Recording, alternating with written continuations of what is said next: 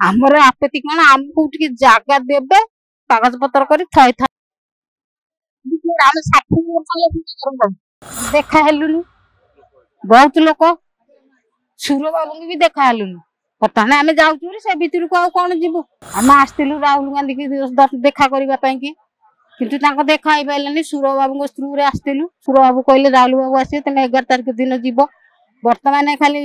BDO notice ଉପରେ notice ସରକାର ଜାଗାରେ ରହିଛୁ ଜାଗା ଉଠା ଘର ଭାଙ୍ଗ ଆମର ଆପତ୍ତି କଣ ଆମକୁ ଟିକେ ଜାଗା ଦେବେ କାଗଜ ପତ୍ର କରି ଥଇଥାନ କରିବୁ ଗରିବ ଲୋକରା ଯିବୁ କୁଆଡେ ଆମେ 60 ବର୍ଷ ହେଲା ସେ ଜାଗାରେ ରହିଛୁ ମାନେ ଆମ ଶାଶୁ ଶ୍ୱଶୁର ଅମଳରୁ ରହିଛୁ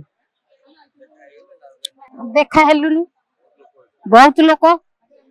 ସୁର ବାବୁଙ୍କୁ ବି ଦେଖା ହେଲୁନି ବର୍ତ୍ତମାନ ଆମେ ଯାଉଛୁ ବୋଲି ସେ ଭିତରକୁ ଆଉ କଣ ଯିବୁ ଛାଡେ ସବୁ ଗୋରୁ ଛେଳି ବନ୍ଧା ହେଇଥିବେ ଘରେ